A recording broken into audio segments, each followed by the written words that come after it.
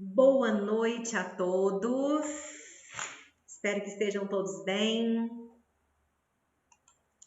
Bom, nós vamos falar hoje sobre o nosso sexto ponto energético, que fica, na mesma parte da couraça do caráter esquizoide.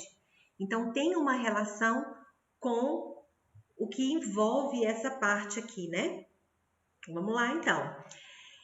A glândula responsável é a glândula hipófise ou pituitária, como as pessoas chamam também, tá? Que é responsável. Ela que representa essa vórtice desse ponto energético, tá? Está relacionado aos nossos pensamentos. Se o que nós pensamos é benéfico ou não é benéfico, tem uma relação muito grande com isso, tá? Com essa glândula. E não somente a pensamentos, mas outras coisas que eu vou citar aqui para vocês verem a importância da relação energética desse ponto. Bom, quando nós pensamos alguma coisa, nós fazemos automaticamente uma interpretação e, portanto, um julgamento de. Ok? Então, sempre vamos fazer um julgamento de? Sim. Mas não podemos julgar. Nós não podemos julgar depois de analisar, ainda assim, julgar coisas que não foram analisadas e não tiveram uma comprovação. Como assim, Daniele? Meu marido saiu e tudo leva a crer que ele mentiu para mim. Tudo leva a crer. Então eu só vou sofrer, eu só vou concretizar esse pensamento quando, ao invés de eu falar tudo leva a crer, eu tiver uma comprovação, uma certeza absoluta. Caso contrário, eu começo a ter a metacognição, que são os pensamentos em cima de pensamentos que nós já falamos. Só é julgamento, portanto, depois que passa pelo meu pensamento, que eu crio uma hipótese e aí eu não podendo resolver ou não tendo certeza absoluta, eu continuo a falar que aquele fato é verdade ou mentira. Aí sim passa para um julgamento. Eu olho para uma pessoa e falo, essa pessoa é muito metida. É ou não é? E se é, qual é o entendimento que eu tenho por metida? Porque depende também do entendimento que você tem. Então, essa pessoa se encaixa ou não nos atributos que você está dando a ela? Então, o julgamento é você falar algo sem ter uma comprovação concreta. Isso é um julgamento, está ligado a essa área. Então, quando você é uma pessoa muito julgadora, você possivelmente tem medo das pessoas julgarem você o tempo todo. O que o outro vai pensar de mim? Porque quando você não julga ninguém, possivelmente você tem essa questão social diminuída. Porque tanto faz. Se você é uma pessoa que o outro está fazendo uma gracinha, o outro está falando uma besteira, e você simplesmente ouve e não tem o julgamento, nossa, você viu o que ele disse, você viu o que ele falou, você viu como agiu, dificilmente você vai se importar com o julgamento alheio. Quanto mais você se importa com o julgamento alheio, significa que você julga. Da mesma forma, ou talvez um pouco mais. Se você vai a uma festa e repara tudo que todo mundo está vestindo, e repara não a ponto de ver a beleza, mas a ponto de fazer um comentário. Nossa, essa roupa é inadequada. Nossa, mas a pessoa veio com essa roupa de novo? Nossa, se você é uma pessoa que faz isso, possivelmente quando você vai se vestir, você fica procurando padrões. E você precisa de alguém que certifique que você está no caminho certo. Normalmente, esses padrões são ditados por pessoas que têm influência. E hoje está na moda, né? Os influencers. Então, se alguém importante vestiu algo, significa que você também pode, porque a pessoa é importante. Se uma pessoa famosa disse uma frase, significa que você pode falá-la, porque a pessoa é importante pela mídia. Isso significa que é bom. Se a pessoa fez uma crítica, mesmo você gostando, você deixa de usar porque significa que é ruim. Então, isso entra nessa parte do julgamento. E faça uma análise. Você tem muito medo que as pessoas te julguem? O quanto você julga, então? Como anda o seu julgamento com as outras pessoas? Nós medimos o outro com a nossa régua. Lembrem-se disso. Por isso, quanto mais autenticidade você tem, você vive mais livre. Porque se você quiser usar algo que está te agradando, você vai se importar menos se agradou o outro ou não. Porque é até bom que nós tenhamos isso, porque pensa você ter que agradar tanta gente, porque você é só você. Agora pense agradar o mundo inteiro, todas as pessoas que você convive. Outra coisa que entra nessa parte de julgamento é quando você quer falar algo que vem da sua mente, você não tem coragem de falar. Então você diz que terceiro falou. O que tem a ver isso com julgamento? Vocês vão entender agora. O médico tal disse isso. Por que isso tem a ver com julgamento? Porque você julga não ser capaz de falar aquilo e você julga que se você der o atributo a alguém importante, a pessoa vai acatar, já que você acata. Então a pessoa também vai acatar. E de repente a pessoa não dá o menor valor a isso. Então você não tem autenticidade de chegar e falar, é uma opinião minha. Por quê? Porque se for boba, foi o médico que deu. Se for boba, foi o terceiro que falou, não fui eu. Então você não assume a responsabilidade daquilo que você pensa e fala e, portanto, não tem autenticidade. Existe então julgamento. Não é um julgamento direto, mas é um julgamento indireto e está na mesma condição, tá? Isso impede a sua capacidade, gente, olha o tanto que isso é sério. Isso impede a sua capacidade de compreender e avaliar uma situação. Por quê? Porque você começa a avaliar situações, se elas são corretas ou não, de acordo com a opinião alheia. E é impossível fazermos isso porque o outro não sabe o que eu vivo aqui dentro de mim, só eu sei. Então, além de eu não resolver nada sem a opinião de um terceiro, eu ainda quero que o terceiro entenda exatamente o que eu estou sentindo. Aí temos um problema. Porque eu não tenho condições de fazer o que o terceiro diz porque eu não estou sentindo o que ele está sentindo. E eu não tenho condições de avaliar se ele está falando uma coisa boa para mim ou ruim para mim porque eu própria não avalio. E muito menos eu tenho condições de fazê-lo entender o que eu quero que ele entenda ou agir da forma como eu gostaria que ele agisse, porque eu não tenho como ligar os meus neurônios para que ele sinta o que eu sinto. Olha como é complexa. Eu falei uma frase aqui complexa.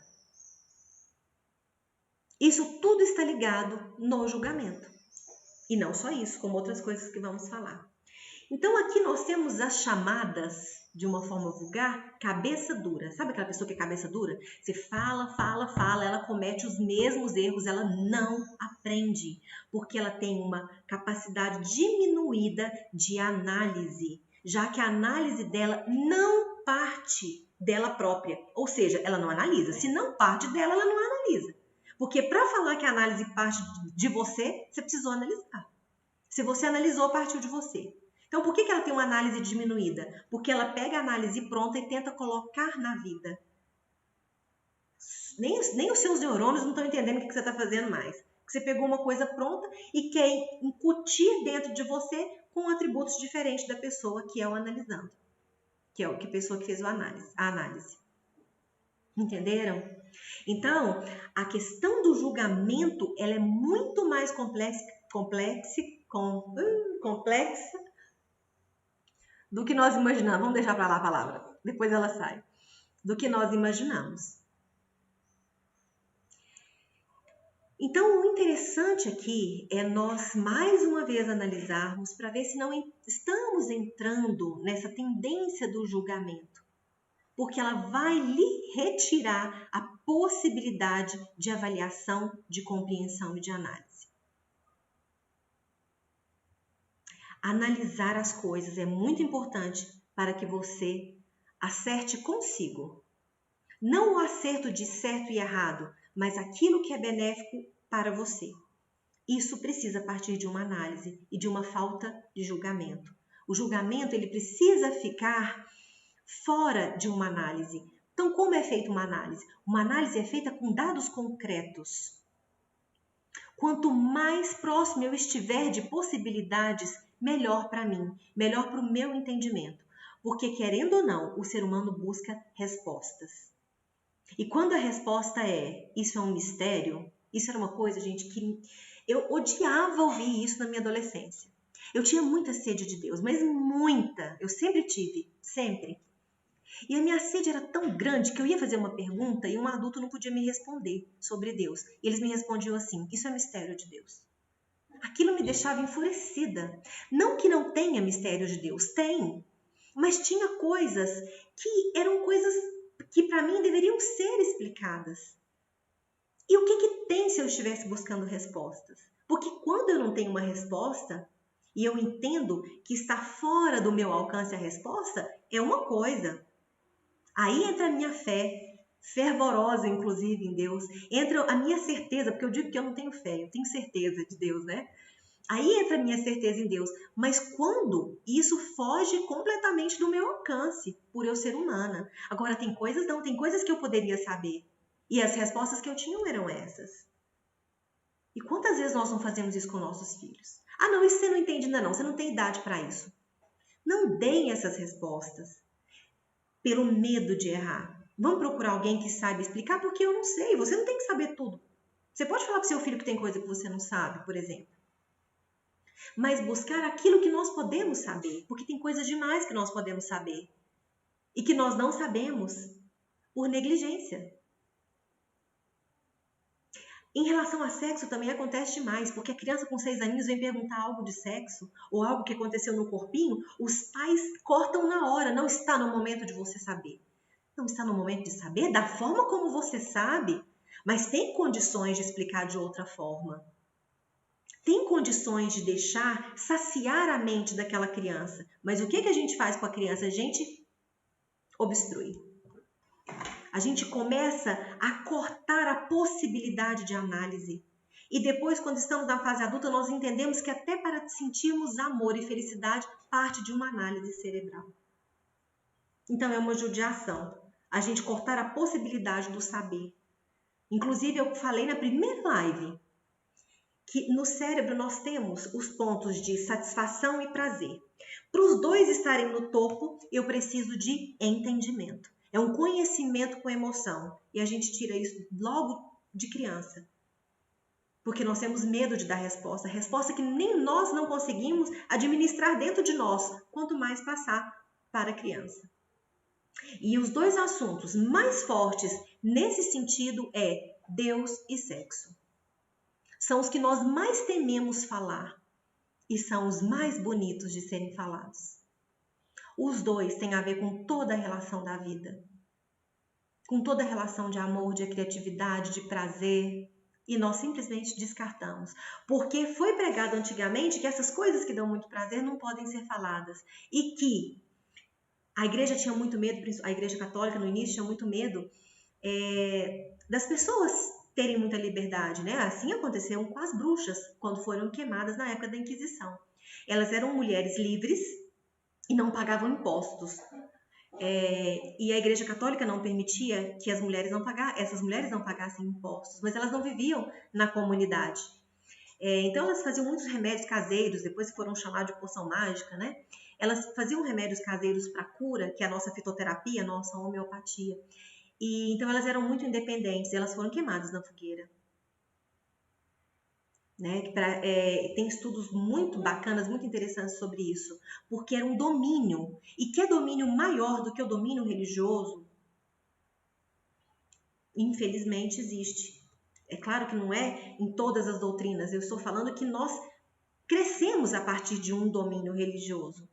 Histórias que a gente ouve falar. Uma vez eu conversando a respeito disso, das bruxas, com a diretora da antiga escola das minhas filhas, ela me falou assim, você tem alguns vídeos de pastor para me mostrar?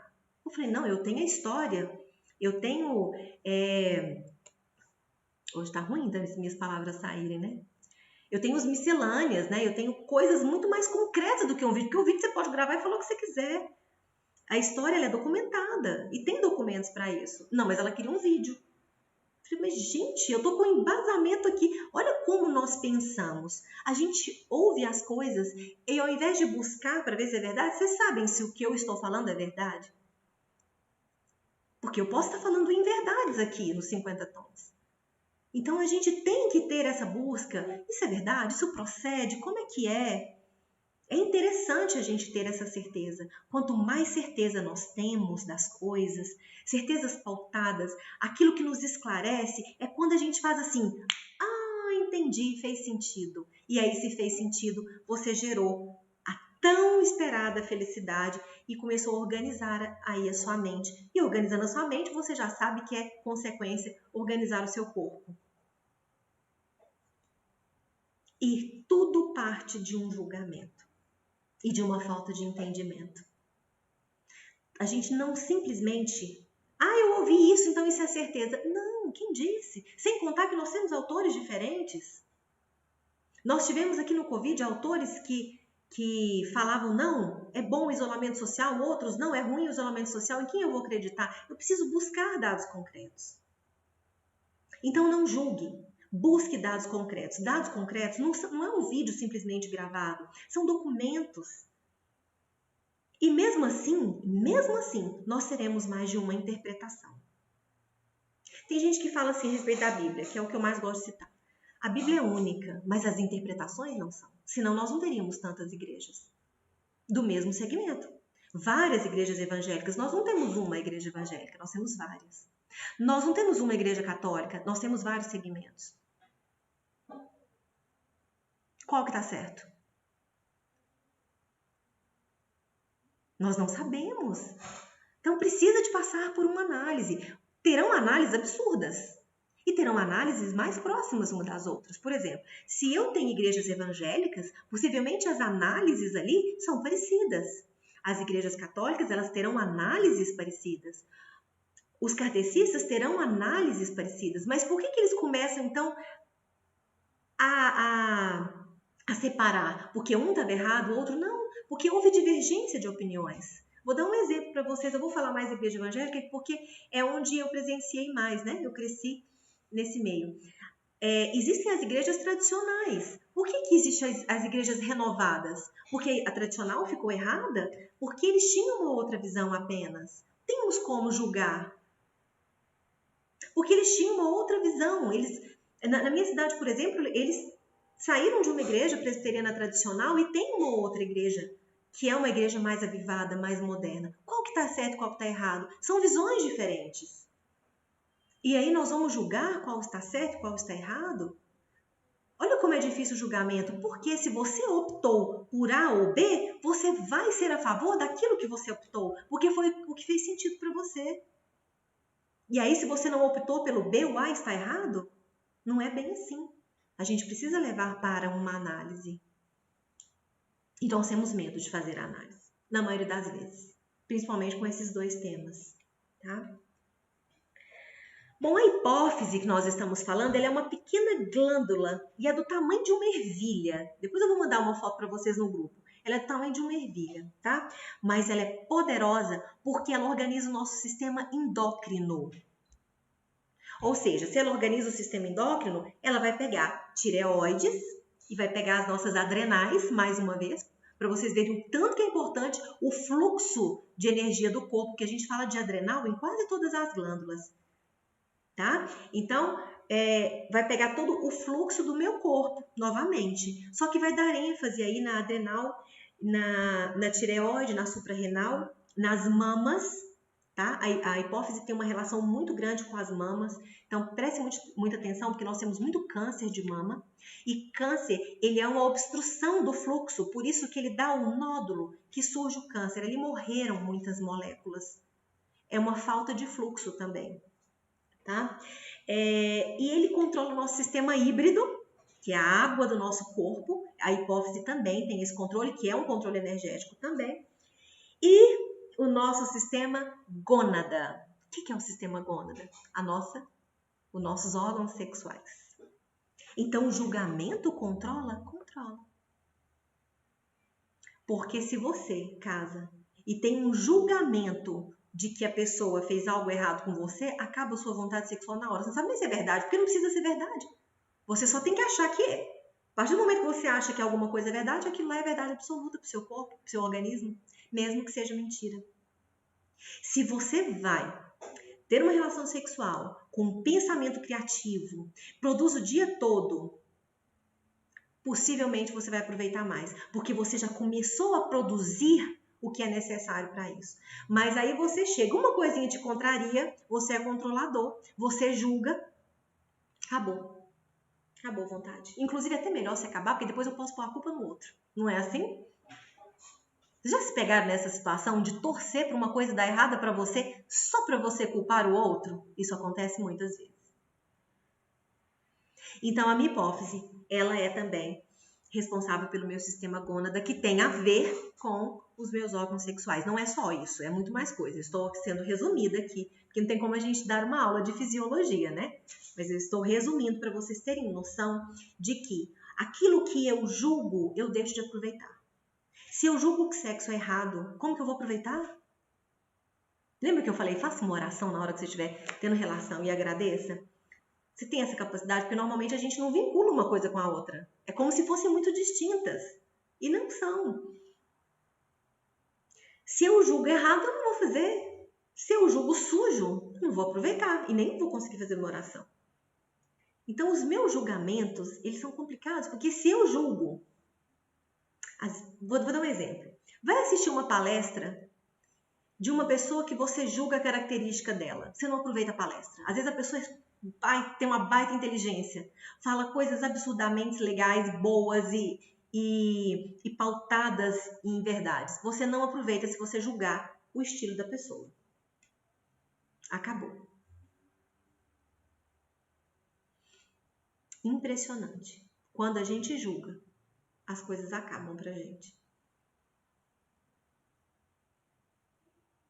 Se a pessoa está dando uma palestra muito bem dada e ela fala uma palavra errada e você é um julgador, você fala o seguinte, essa pessoa não é inteligente mais não, acabou. Aí tudo que ela falou, acabou. O que mais? Vão pensando aí nos exemplos que a gente tem de que quando vem o julgamento, a gente perde toda a beleza que tinha por trás por causa de um julgamento. E o julgamento a nós mesmos. Nós estamos nos achando assim um máximo, pensamos numa roupa, elaboramos a roupa aqui na nossa mente. A mulher, sobretudo, tá? Aí você se imagina na roupa. Só que a hora que você veste a roupa e visualiza, não era o que estava na sua imagem. Porque você julgou outra coisa. Pronto, acabou. Frustrou, você já se acha feia, toda a beleza que tinha o lugar que você ia acabou. É assim ou não? Ou se alguém te dá um palpite que você não gosta. Você gostou dessa roupa? Eu gostei. Mas você podia arrumar aí. Esse mais você podia arrumar aí, você já julga assim, eu tenho certeza que a pessoa não gostou. Porque senão ela não tinha falado pra me arrumar aqui. Já aconteceu isso com vocês? Você gostou do meu trabalho? Eu gostei, mas... Esse mas é o que mais dá margem para o julgamento. Se você falou mas é porque você não gostou. Gente, eu gostei, eu dei só uma ideia aqui. Mas o mas, ele nos dá possibilidade de julgamento. E por que a gente não julga assim? Ela falou mas está tão bom. Não, a gente sempre julga para algo negativo. Olha a tendência. E essa tendência é aprendida. Porque nós não nascemos com a intenção do negativo. A criança nem percebe o não. Se a criança vai cair num abismo, você não fala não vai, porque ela vai. Então você tem que falar para. Então essas coisas negativas, esses maus pensamentos, nós aprendemos durante a vida. Olha que loucura, não é inerente do ser humano. Não é. Tanto que em marketing, eles procuram não usar a palavra não, porque o ser humano ele não absorve bem a palavra não. Só que nós vivemos no negativo, porque nós criamos no nosso cérebro neuroplasticidade que nos leva a julgar, julgar e julgar, a sermos negativo o tempo todo. E isso aí vira um ciclo vicioso, né? E a gente começa a ficar amargo, começa a ficar ranzinza, até a pele começa a ficar feia. Nós não temos mais aquele semblante que brilha, porque nós começamos a entrar numa onda de negatividade e de julgamentos. E aí as glândulas que precisam se alimentar de criatividade e positividade, elas vão se diminuindo. E aí você dá uma doença. No caso, o julgamento, que tem muita relação com mágoa, porque quando você julga, você gera uma mágoa. A pessoa fez isso comigo. Nossa, devia ter feito isso comigo, não. Você julgou, às vezes a pessoa nem fez. gerou mágoa, gerou culpa, gerou câncer. Problemas de tireoides na psicossomática estão ligados a muito julgamento social. Por quê? Simplesmente porque está ligado? Não, porque tem um contexto do julgamento, diminuir a produção de alguns hormônios, de você fazer elaborações negativas, atrapalhar a sua hipófise, e a hipófise alimenta a tireoides. É por isso. Porque antes a gente falava assim, quem tem tireoides são julgadores. Pronto, aí ninguém explicava por quê. E ficava uma coisa mística. Tipo assim, isso aí, não sei se eu acredito. Então eu estou contando para que você não só acredite, mas como você tenha certeza. Por que pessoas com tireoides têm uma tendência a um julgamento negativo? Porque tem uma relação do julgamento com a hipófise, que tem relação com o que você produz, que tem relação com a tireoide que é alimentada pela hipófise. Então, tem toda uma relação psicossomática. O psicossomático não é algo psicológico. Por exemplo, eu estou grávida, mas é uma gravidez psicológica. Ou seja, ela não existe, mas eu tenho os sintomas dela. Não, psicossomática não é isso. Psicossomática é você organizar as suas emoções de forma que gera uma doença ou uma saúde no seu corpo. Ela é concreta, ela não é imaginária.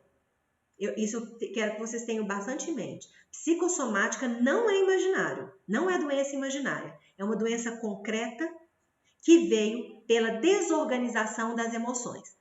Concluindo, todas as doenças são psicossomáticas, porque todas vêm da relação pensamento, sentimento, gerado uma emoção e jogado na corrente sanguínea. Ok? Então, vamos parar de julgar, vamos levar a vida de uma forma mais leve. E aquilo que parece óbvio para nós, pode não ser. Tem pessoas que têm tanta certeza, têm uma certeza tão absoluta de uma situação, e aí depois, quando descobre que está errado, pode ser tarde demais, porque a certeza absoluta já gerou tudo no seu organismo. Você não precisa do ato em si, concreto. O ato concreto é externo, não é ele que te adoece, é o que você pensa dele. Então, se você pensar e alimentar aquele pensamento de que aquela situação é verdadeira e depois ela for falsa, pode até trazer um alívio, mas pode ser tarde demais também, porque pode ter gerado o resultado do seu pensamento no seu corpo. Vamos levar a vida mais leve, sem julgamentos, de uma forma tranquila, porque é muito possível que isso aconteça. Está dependendo de nós. Pessoal,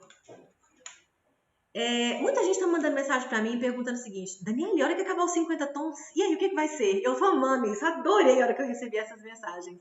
Porque não foi uma, nem duas, nem três, foram várias, né?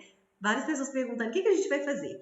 Então, essa semana eu quero programar alguma coisa para a gente não se distanciar imediatamente, para a gente poder continuar aí dando um suporte no grupo, alguma coisa assim. Quem quiser dar uma ideia, porque é o nosso primeiro trabalho dos 50 tons, né? Então, o primeiro trabalho sempre é algo que a gente vai construindo juntos. Então, quem quiser dar uma opinião, mas o importante é que teve vontade de muita gente de dar continuidade nesse processo da construção de si mesmo, de colorir a vida, e a minha intenção é contribuir. Então, até o 50º dia, nós teremos aí uma ideia do que nós faremos até nós produzirmos os 50 tons 2. Por quê? Porque não é fácil produzir algo da forma que nós produzimos o 1, porque nós produzimos com muito embasamento, nós fizemos teste de 50 dias em nós, para poder entender a reação, né, da dopamina, das palavras que foram ditas, quais seriam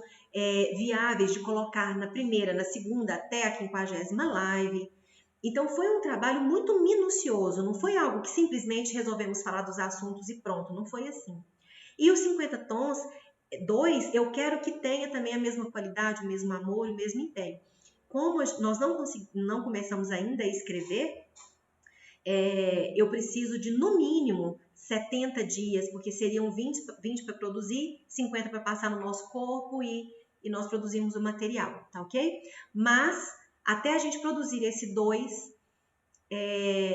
eu vou pensar em algo para dar suporte para você, já que a maioria está com muita sede E isso é muito importante, a gente não pode deixar apagar esse fogo, né? Esse fogo diminuir. Vamos continuar com isso aceso, tá? Grande beijo para vocês, até amanhã. Tenham uma noite maravilhosa e fiquem com Deus.